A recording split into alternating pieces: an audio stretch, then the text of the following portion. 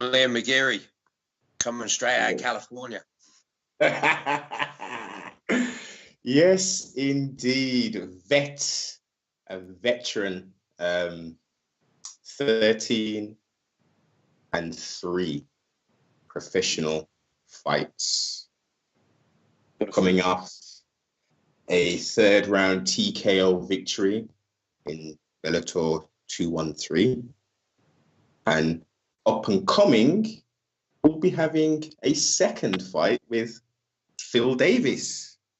Yes, number two. Number two, exactly.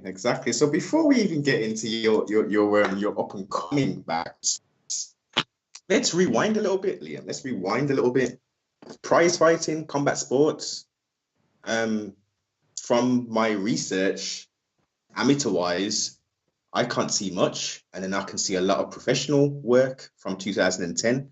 So paint the picture. Like, how do we start off in 2008 with your first MMA fight? 2008. That was a loss, wasn't it? That was your, yes, rear naked choke. Was it a guillotine? I can't remember. I don't know. Yeah, I didn't really know what I was doing then. I had a lot of shit going on as well. Like, I think I was waiting on a court date, and there was a lot of police shouting interviews and things like that. So, yeah, there was a few problems. But I was in it for the wrong reasons. Then fast forward to 2010, yeah, and then they was like, "Oh, we need you to do amateur." I was like, "Look, I did amateur, did a semi-professional." I was like, "I'm just getting too old for this." I said, "Let's just jump straight into it and go to professional." And then and that was it. The rest is now I'm here. Definitely. And it didn't take long. It didn't take long to get into the quote unquote, the mainstream, into the big league of sorts, the Bellator, because you signed pretty early in essence. Well, I had what? I think I came over to America with one professional fight, and then it turned out that I had two professional fights. So I was going, I'll take that. So I needed a third to join any like major organization. So I had my third fight against Walter Howard in Ring of Combat in the Tropicana, yes, Atlantic City.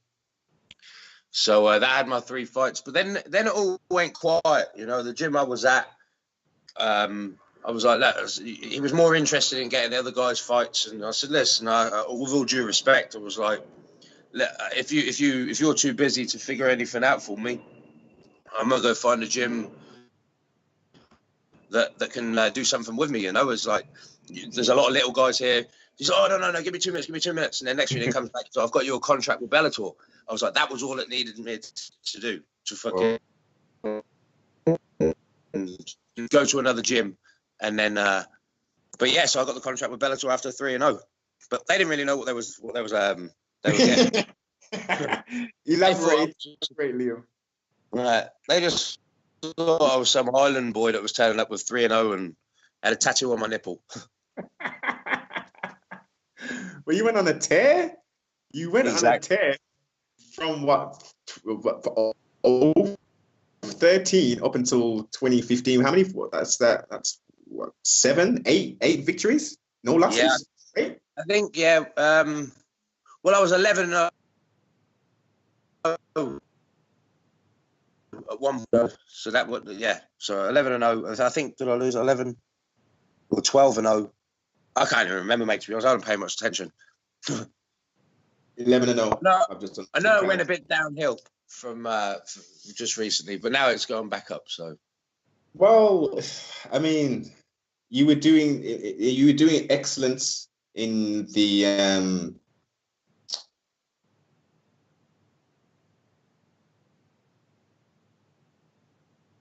because you won in your last loss, I should say. Vadim. It was also those crazy fucking leg kicks, man. Yeah, listen, man. Maybe there was other stuff. I got bored. Maybe, I don't know. But that wasn't even me in there. I didn't even throw any punches at him. Linton Vassell didn't throw any punches against him. So I didn't attack. I didn't like you've seen how I fight, like even against the Phil Davies when I lost. You know, I think it was a year and a half out. I hadn't had I hadn't done enough training. I was still doing rehab for my legs, and trying to jump straight into a high profile fight like that was. I mean, I had to do it because he deserved the fight. You know, he won his tournament and he was supposed to fight for the belt. But for me, I'd have liked to have had another one and then maybe fight Phil. But I mean, I was a champion, so I couldn't really stop. Well, I could have done, but it wouldn't have been right, you know. So, and I don't turn down fights, so it was Phil Davies. But like I said, I put a post up, man. It was like I had him at his best, and he never had me at mine. So now he's got me at my best, and he couldn't even fucking finish me then. Now we'll see. I did it for 5 rounds. I was bored halfway through the fight with his fucking wrestling takedowns and just positioning and not really doing anything else. Yeah. I mean, Big John was the ref for that, wasn't he? I don't know, mate. Not got a clue. Referee wise? Let's get into that. Referee wise, is there referees that you prefer having referee your matches, or are they all pretty much the same? I like Dan Mergliata. I like Big John, but Big John's retired now. That's pretty much all I've had basically all my career. A few other people thrown in there. That last referee in the last fight was pretty shite, to be honest with you. Sweats, yeah. Agreed. Yeah. But I mean, other than that, like I've never had Herb Dean. I don't know, man. I think most of my fights have had just Dan Mergliata. Yeah, he's been looking at the history, it has been a majority has been Dan. And he's a good guy, man. He's fair, he's down the middle. He hasn't really made too many controversial mistakes or decisions like we're seeing of late with the old Herbster. I don't know what he's doing. I think they're trying too hard, and I don't know. It's a difficult job, you know. I mean, like some fights you'd be like looking at him like, why is he letting this continue? He's not going to come back and he's stand there watching. He's punching him in the face. He's not returning anything, and he's not going to turn the fight around. But then again, you look at it, they tie them, throw them back, and then boom, it's all over, you know. So it is a hard call. It's a hard job, and whatever decision they make, nobody's ever going to be fucking happy with it, you know. So there's always going to be someone saying some shite about it. So at the end of the day, you can only do what you can do. Yeah, guarantee. Yeah, no, that's a good point. But also, I think which they've got to their age, which they're using now, is this instant replay thing. But I haven't really heard much use of that really being utilized officially. Listen, unless they're pretty much straight calls, you know. It's like, is he knocked out or is he not knocked out? You know, did he have a hand down or did he not have a hand down? With MMA, it's pretty straightforward, you know. It's like the guy's either unconscious or he's not.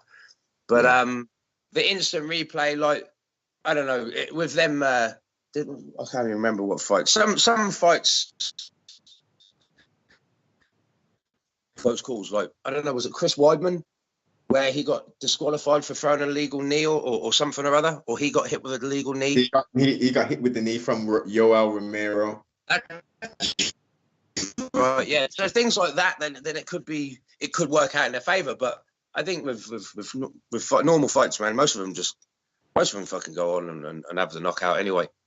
But that last one hit, that was a bogus call, you know. His hand was. He even said afterwards, he said, I was fine, you know. I put my thumb up, and you see in the video, he literally put his thumb up, and then nobody wanted to keep his thumb up in the air. I was just going to ask you about that as well. I mean, it's. From one angle, you see his arm literally drop down like it was limp, and you could see and think, well, you know, normally, I mean, there would be a bit more sort of rigidity of sorts, or his hand wouldn't have gone down so slow. But the way it's dropped down, like it was literally lifeless. But then from the other angle, you see his hand go up and showing the thumb kind of thing. So physically see the thumb go up, and then you put his hand down. Yeah. Yes, exactly. So in that case, I think the use of replay 100% should have been used. And, you know, all respect to Ben Askren from taking those that Molly weapon he took. But they should run that back. That should be an automatic run back. Definitely. Yeah, I agree with that. Saying, you know, he didn't want to fight Robbie in the first place, etc., etc. But you know. And then Ben jumping on, though, this is the best you've got. And he whooped your ass, man, at the beginning. It was like, you're mad at because you hugged on, you did a whole old schoolyard fucking submission by holding on to his head. Yeah. Yeah. You know? Old school. Yeah, you got it right. Schoolyard. You used to do when you're messing around in fucking school, holding on the head. And yeah. Exactly. It's interesting. It's an interesting, I mean, obviously it's too early to say. I mean, but Bellator has dipped their toes in cross-promotional stuff with some of their lighter fighters over at Rising or Rising, however it's pronounced. Do you see that the rise of that kind of thing happening? And did you see that happening with the other weight classes and stuff? I don't know. I mean, like, I think they're all small over there, aren't they? I mean, they've got some. They like the freak fights out in Japan. Yeah. So look at that. What's that? Gabrielle Garcia, is it? Yes. Gabby Garcia. Yeah, she's fighting all the little ladies. So, like, what the fuck is that? Old one. Exactly. As well. The old wrestlers, but they love that kind of show.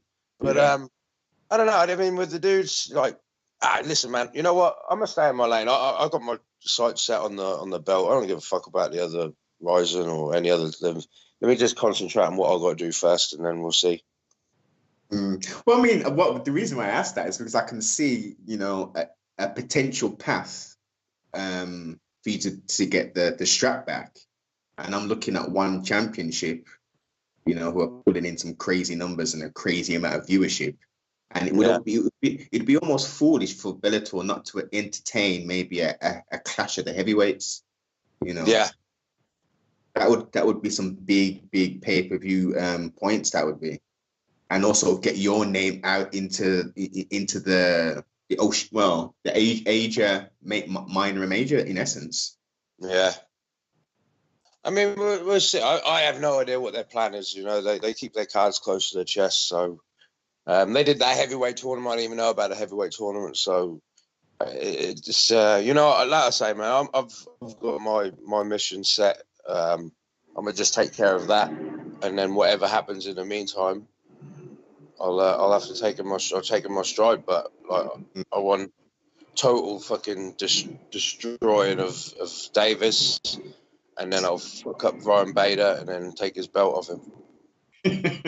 So okay. So you clearly see a path to victory in regards to Phil Davies, which would in essence put you in line, you know, for Bader. So do you see the same? Because they're very similar fighters of sorts, but Bader's showing a lot more. Wrestlers, man, they're all the same. You know? But he's got a bit more diverse striking, and I think he hits harder than Phil. Who? Bader? Yeah. I don't know. I've been concentrating on Phil. So, okay. But I mean, with Bader, well, he's hit people with that fucking jab. He's hit people with a jab and knocked out. I don't think he knocked out Mo. But look, he hit. It was the Russian dude. Fedor. I mean, shut up. Fedor, right? Fedor. Listen, no disrespect to Fedor. He's done a lot, but he's a little bit fucking past it. You know what I mean? Please. Ryan Bader taking on Fedor in his prime. Now that'd have been a different story had he done that to him. Indeed. You raise an excellent point. I mean, I think it's almost sort of tarnishing his legacy, him continuing. Yeah, you know, sometimes fighters do that. They hold on to it. So, oh, you know what, I want to. But you're not what you was. You was a fucking awesome fighter. But now, like, time to rein it back. Enjoy what you created, and just enjoy watching the shows. But what draws all back? Money. You know. Well, he has to get permission from Putin apparently to do fights and stuff. Yeah. So he, you know, and he trains apparently. Doesn't he train some part of the military or something like that? He does some kind of training regime for them in some kind of capacity. So it can't be money. Liam. It has to be this, as you say, this that I'm still the best, or I can still do it, kind of thing. Yeah, ego. Yes, That was my second point. Yeah, ego and money is the one that pulls you back.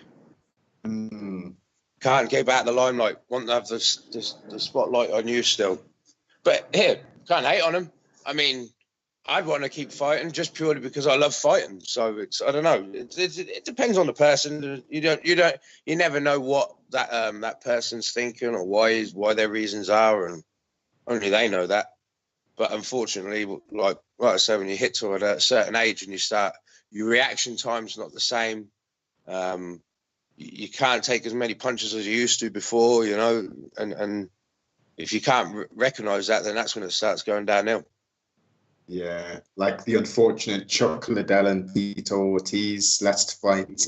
Christ, yeah. It's surprising that the Athletic Commission allowed that to even take place. It was sad. It was real. To me, that was a very. What do you think that was all boiled down to then? Why did he come back in and allow that fight to go ahead, or why he wanted to do that fight? Chuck, what you just said, what you just named, money and ego. That was I don't think too much ego is. I don't think ego was too much with Chuck, because you don't see Chuck Liddell like for the last 8 years. What have you seen Chuck doing? He's done a few movies, but it's never been really like bugging the UFC to be like thrown on the front cover of I don't know any fight show that's going on. You never really see him at shows, so I don't think that was ego. I think that was money, right? That was the money all to do with money. Strictly, but they didn't even make a lot of money off it. I mean, did he get like 19,000 buys or something crazy like that? I don't know, mate. To be honest, I never heard anything after that. Really, I watched the fight and it was all like, you don't hear of anything now, do you? I mean, the dude couldn't even say Chuck Liddell's name. I know, Chuck Liddell, and the great Chuck Liddell. Like, someone should have been nudging him. Oi, it's fucking Liddell. Man's done so much for the sport. At least give him the respect to say his bastard name right. Granted. Yeah. Yeah, fully agree with that. So Scott Coker, what's he like as a promoter? I've heard nothing but good things about him, to be fair. I haven't heard anything really negative. There you go. Yeah, he's good at what he does. He knows how to put a show on. He knows promotion. He knows his job. So he's doing the right thing. And I'm sure I've heard someone ask you this before, but I'm pretty sure I know the answer. But do you have any UFC aspirations? I don't know, man. I never did. And then as time passes on, I don't know. Maybe we'll see. I'm not getting any younger, and I don't know. We'll soon see how that one pans out. Cool. We are here, 27th. Is it 27th? You actually have. How do you see the rest of this year playing out? So we're going with your prediction. You're going to take out Phil Davies. I'm not even going to name the rounds. Possibly in the second round, early to mid second round, you're going to take Phil Davies out. What's happening after that? Then I'm going to challenge for the belt. What? We reckon we're going to see that this year? Yeah, man. I don't see why not. End of the year, possibly. September, October, them kind of times, you reckon? Maybe. Well, I'm getting married at the end of the year, so I want to do it before then. Congratulations. Thank you. And congratulations on the little one as well. Congratulations on the little one. Oh, thank you very much, man. Thank you. Yeah, so I think before the wedding, and then maybe, I don't know, August, September time, yeah. It makes sense, man. It makes sense if we all know what you're capable of. We all know what you're capable of, former champion and all. So if you can do and put on the performance which you have historically done, it's going to be a very interesting matchup for Mr. Ryan Bader. And I might add that Ryan Bader isn't he a triple champion? Who? Ryan Bader, because he became a tournament heavyweight. He was the lightweight, and isn't he the heavyweight champion? Yeah, well, the light heavyweight and I don't know. That champ thing's getting a little bit overrated. I think he's a light heavyweight champion. He's a heavyweight champion. He defends his heavyweight championship. He loses that. He defends his light heavyweight championship. He loses that as well. So we're going to take both of them off him. Is that the plan? Not my plan, but like I'm not going to be fighting a heavyweight just yet. But that's what I was asking. I'm thinking. No, there's someone else. I think somebody else. Czech Congo, I think, could be is definitely in line for a shot at the title after his performances over the last few years. Czech is I like Czech Congo, but I just don't see him beating. Ryan Bader. I really don't. Well, we'll see. Yeah. Nothing happens. We never know until the cage shuts and the bell rings. Definitely. Yeah. But give everybody all your social medias and stuff. Where can everybody find you? I mean, you find me on Instagram, Liam Mcgeary 1 on Instagram, my Facebook. But I'm not really too good on the whole social media thing. I post some pictures and then I don't post pictures. But you'll find that you will be able to follow me on Instagram. So that's where I post most of the stuff. That's about it. For social media, I'm fuck with that Twitter, man. I'm just bored with that. I forget that. Yeah, definitely. Yeah. But Instagram's a lot more, I guess it's more quote unquote hip and for the youngsters and stuff. So, and being within the social realm, being a combat fighter for, a big promotion, part and parcel of fighting is putting yourself out there kind of thing to be able to, give the fans access. This is the whole reason why we're doing this, so, we spoke about fighting, but we also, we're talking about the wider thing. We're exposing them so they can buy into you more. It's, yeah. What's he doing in his spare time? Is he training all the time?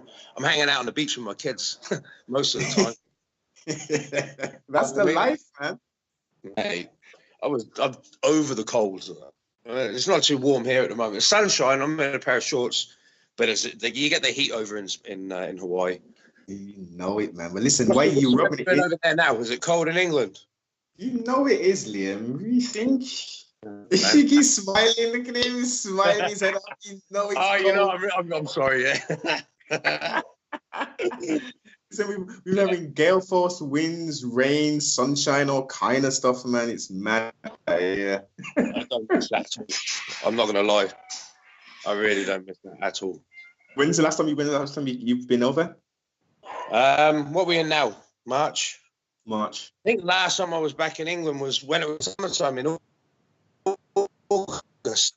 Okay. I think so it was then because it was nice last year in August. It was, yeah. I was in London. It was roasting in London. I was there for. I sorted out my visa, so it's June, July, August time. Okay. Yeah. Perfecto. Okay, two more things before you go. What do you have playing in your car or on your phone? What's on rotation? What two songs do you have or albums? To be honest, I just listen to the radio in the morning on the car. I don't really pay too much attention to what's going on. I'm always daydreaming about the fight, man. Music is not like, I know music plays a big part in a lot of people's lives, but for me, I just rather be in my own thoughts. That's okay. Okay, that's different. That's different. I like that. So the other big one is is the earth flat or is the earth round? Fucking round, man. The idiot's saying it's flat. Like, I love the reaction straight away. Rounds. Yeah, no, don't even start with that. Sorry. I don't even understand how they can have the logic of like, I've seen some idiots stand there with a plate and they're like pouring water and they're like, see, if the world was round, it would have went off. Why isn't it? I'm like, you idiots, man. Like, what kind of an explanation is that? The earth is round. It's been around for years and it's going to stay round. So, yes. So that's your definitive answer. Yes. yes. Thank you very much. Common sense prevails, I guess, Liam, right? Exactly. Yeah. Come on. Common sense.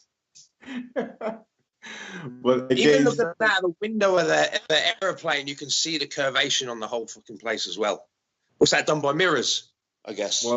Well, if you're gonna, based upon that example you've given, Liam,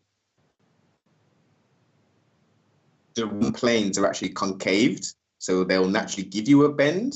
So you couldn't actually use that as a proof that it's round. Also, just to add to that, you'd have to go pretty high up in the sky. I'm talking like very, very high up in the sky to be able to see any kind of curve. Yeah. But I totally understand exactly what you're saying. Oh, you're back. Okay, you're back. Did you catch what I said? I said, I guess you're a flat earther then, are you? I'm someone who questions. I'm just someone who questions. I'm neither pro or I'm neither pro globe or pro flat earth. I'm still questioning. I'm a round earth. You're a globalist. Yeah. Well, it's been a pleasure. Thanks very much for giving us your thoughts and sharing you in essence. All the best for your up and coming fight. I'm very sure that you're going to take it home for the UK and defeat Mr. Davies. Yeah, I can see nothing but the best. I can definitely see in your tone and on what you're producing family wise that you've got a drive in you now. So we're going to see that definitely in the cage. I look forward to the performance. Yeah, thank you very much. Thanks for having me on the show. You're welcome. You take care. Cheers, man. See you later. Bye-bye. Bye. Bye-bye.